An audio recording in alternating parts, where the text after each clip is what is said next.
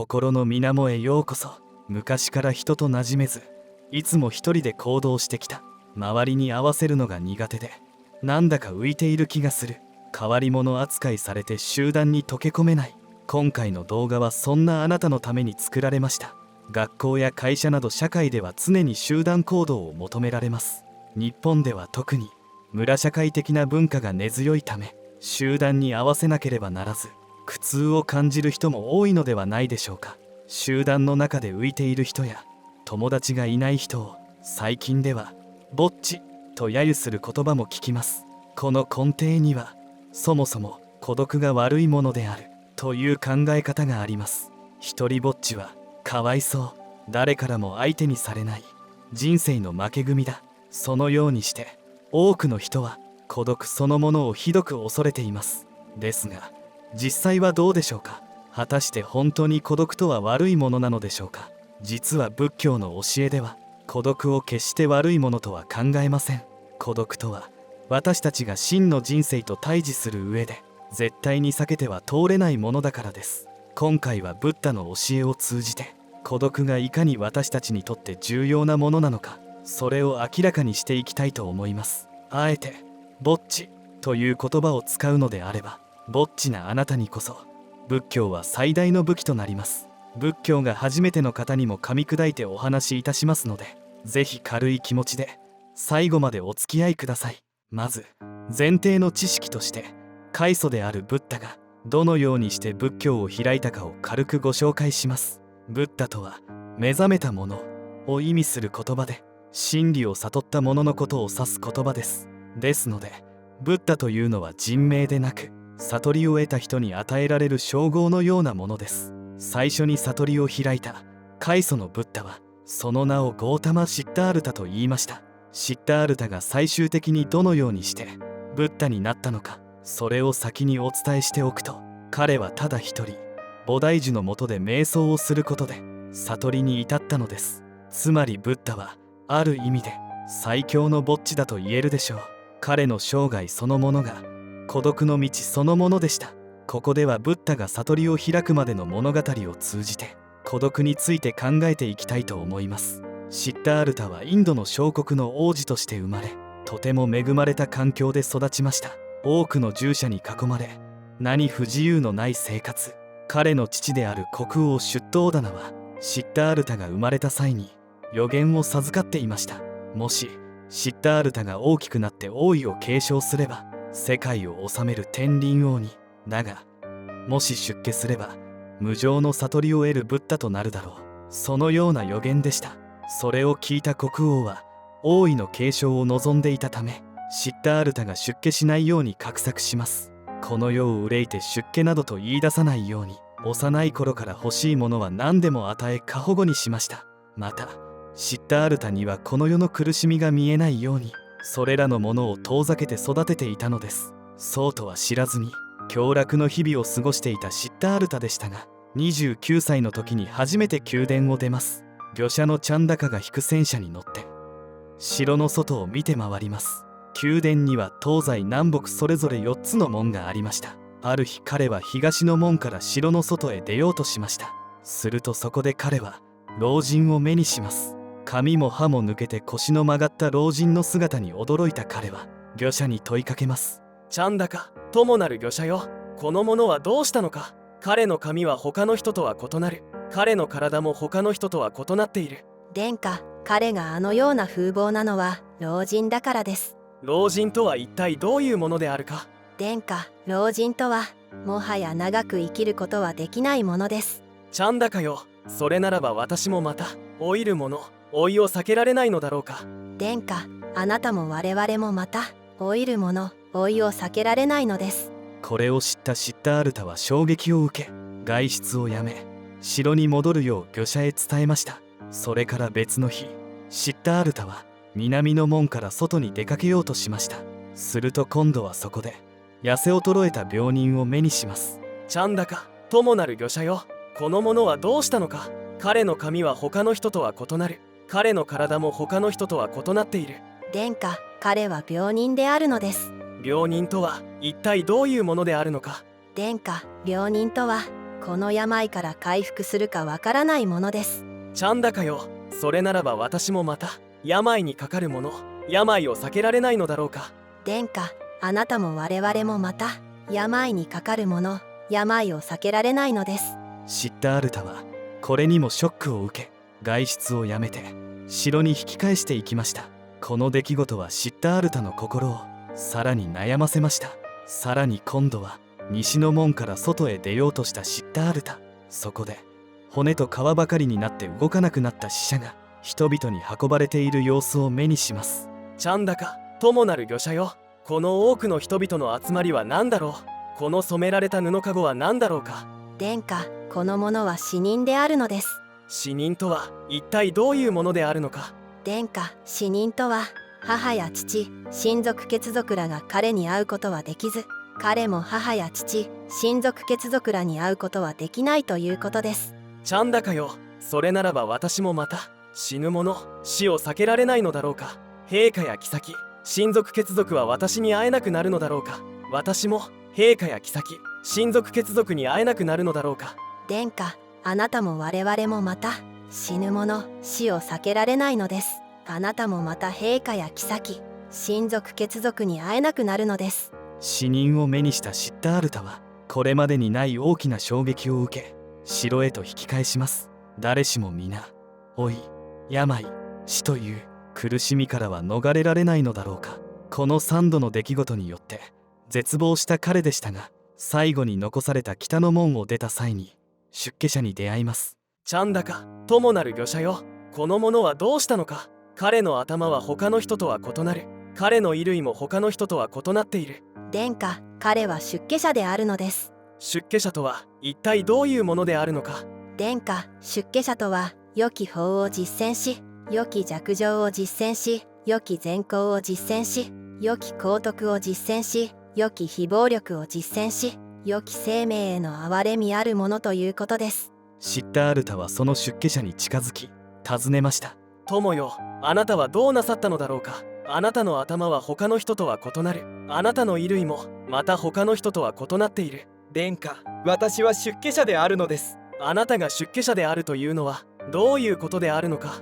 殿下、私が出家者であるというのは、良き法を実践し、良き寂情を実践し、良き善行を実践し、良き幸徳を実践し、良き非暴力を実践し、良き生命への憐れみあるものということです。シッダールタはそれを聞いて出家を決意したのでした。ちゃんだかよ、ともなる御者よ。それゆえ車を王宮に引き返してほしい。ならば私は今髪とひげを剃り、袈裟をまとい、家から出家しようと思う。この話はシモン出遊と呼ばれ、このようにしてシッダールタは悟りの道を歩み始めました。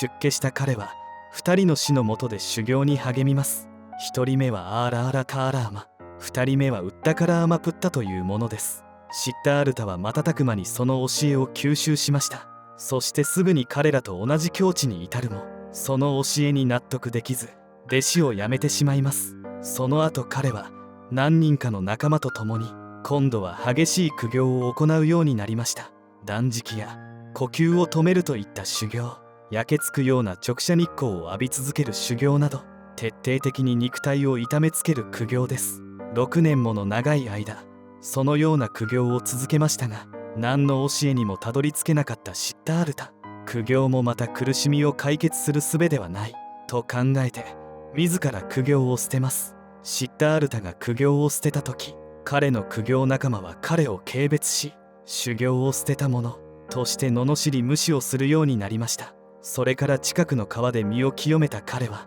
菩提樹の下で座禅を組み、静かに瞑想の行に入ります。あらゆる喧騒や束縛を離れ、一人静かに内省の世界へと没入したのです。それは果てしない孤独で、ただひたすらに心の声に耳を澄ませる時間でした。瞑想に打ち込む彼の前には、それを邪魔しようとする悪魔や鬼神が現れ、さまざまな誘惑や脅しを受けますが、彼は孤独の中で見出した強い意志により、それらを打ち滅ぼしてついに悟りの境地へと至ります。それはシッダールタが35歳の出来事でした。そのようにして彼はブッダとなったのです。ここまでがシッダールタが悟りを開くまでの物語でした。彼が何を悟ったのか、そしてその後どのような教えを伝えていくのか、それはまた別の機会にご紹介できればと思いますが、ここでの重要な点をいくつか解説しましょう。まず今回の主題である孤独についてです。物語全体を通して考えなければいけないのは、私たちが取り組むべき真の問題が何かということです。シッタールタは孤独を問題視してはいませんでした。彼は老い、病、死という人間が避けれない苦しみを問題視して出家しました。そしてシッタールタは過去の宮殿での生活を振り返ってこのように考えたと言われています。多くの人々は老い、病、死を恐れて忌避するが、自分もいつかそうなるのであれば、なぜ彼らのような老人や病人、死者を忌み嫌うことができるのだろうか。それは私にはふさわしくない。そして彼は次のような言葉を残しています。修行者たちを私はその時深く洞察し、青年期における若さの慢心が全て捨てられたのだ。修行者たちを私はその時深く洞察し、健康である時の健康の慢心が全て捨てられたのだ。修行者たちを私はその時深く洞察し、生命における生への慢心が全て捨てられたのだ。修行者たちをこれら3つの慢心がある。いかなる3つか。若さの慢心、健康の慢心、生命の慢心である。この話を少し解説しましょう。つまり自分たちもいつか等しく老いて病み死にゆくのに、なぜ老人や病人や死者を忌み嫌えるのだろうとシッタールタは考えたのです。そしてそれができるのは、自分は老いず病まず死なないと考える慢心があるからであり、その慢心そのものをシッタールタは問題視しました。だからこそ彼はそれが誤った自己認識であり、それは私にはふさわしくないと語ったのです。そして彼はその慢心を捨て、生老病死という根源的な苦しみを断つために歩みます。物語の中で彼があえて孤独の道を選ぶタイミングは3カ所あります。1つ目が出家して宮殿を離れるタイミングです。そして2つ目はアーラーラカーラーマやブッダカラーマプッタの弟子を辞めるタイミングです。3つ目は苦行を捨て、苦行仲間の集団から抜ける時です。宮殿では不自由もなく、父の国王や母、親族、従者に囲まれた孤独とは縁のない世界でした。そして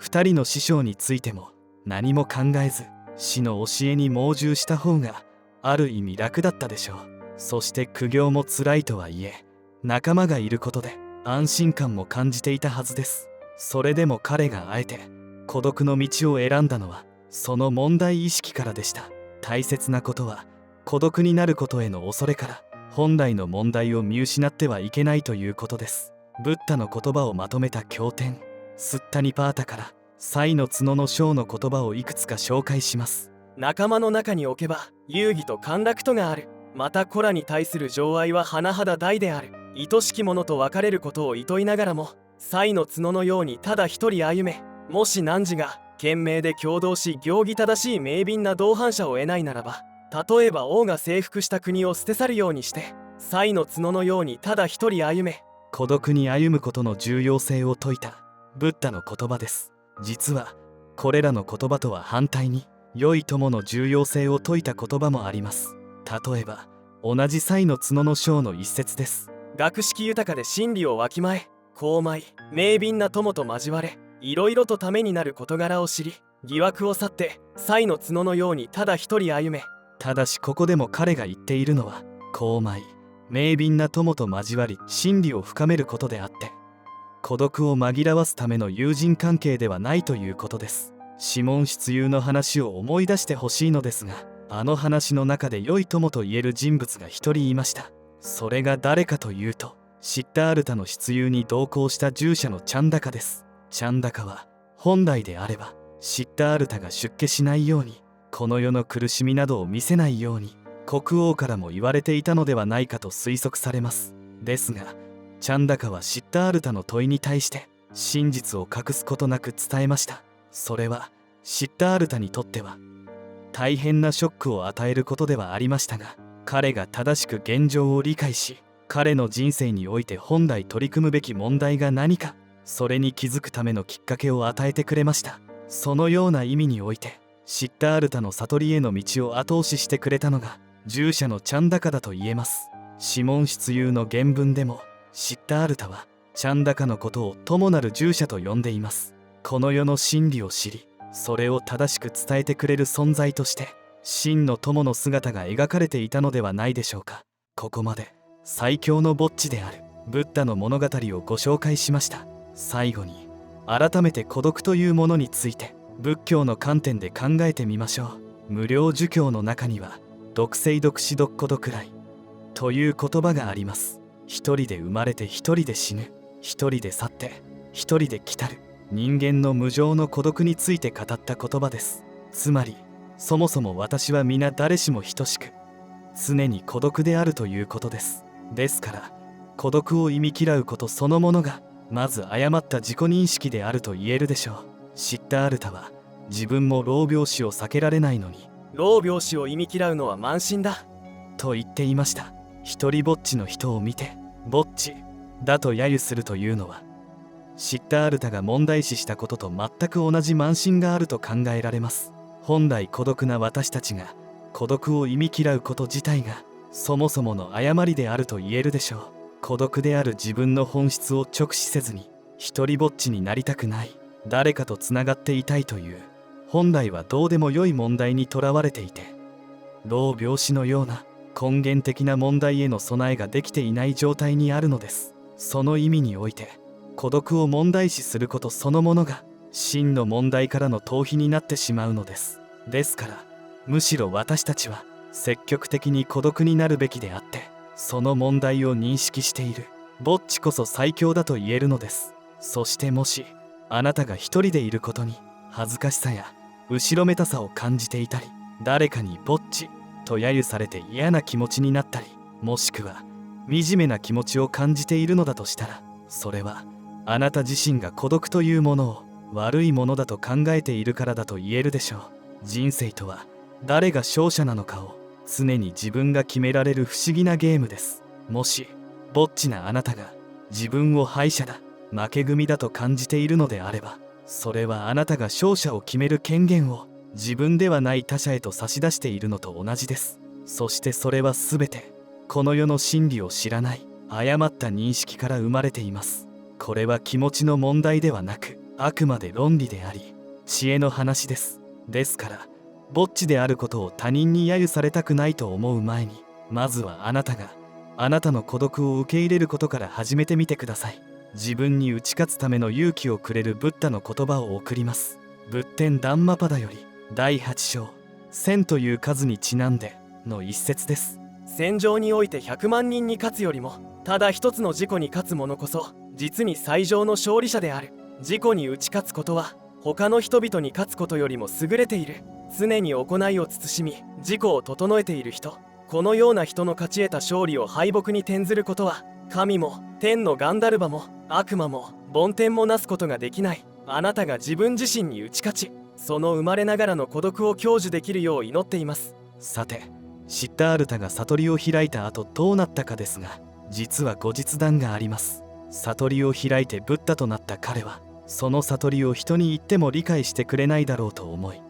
そのままぼっち道を歩み続けようと考えていました。ですがそこへ梵天というインドの神様が降りてきて、分かってくれる人もいるかもしれないから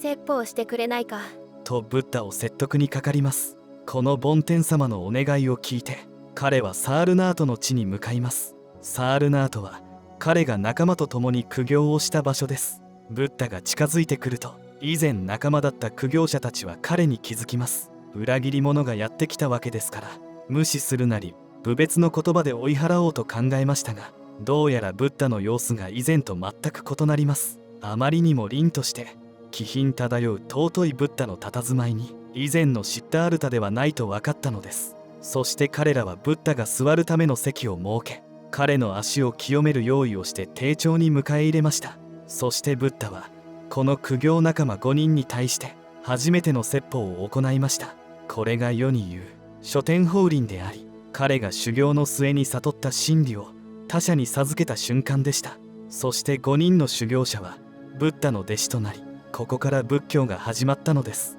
いかがでしたでしょうか。この動画ではシッタールタがシモン出遊を経てブッダになるまでの物語をご紹介しました。孤独な道を歩んだブッダでしたが、最終的には昔の仲間にも教えを授け、真の友と呼べる関係性を築くことができました。この話を通じての教訓とは、人との交わりにおいて目先の楽しみや不安からの逃避、表面的な関係性にとらわれてはいけないということでしょう。あなたがあなた自身の真の問題に取り組むために、よく先を見てなすべきことをなすことが重要です。そして友なる従者チャンダカのように、あなたの本当の理を考え、真理を伝えてくれる友と交わりを持ちましょう。もしそれも叶わなければ、あらゆる執着を捨て、独立独歩を目指して、賽の角のようにただ一人歩め。それではご視聴いただきありがとうございました。高評価ボタンを押していただけますと制作の励みになります。動画を見て込み上げた思いなどコメント欄へ書き込んでくださいね。お聞き逃しのないようチャンネル登録と通知オンをお願いいたします。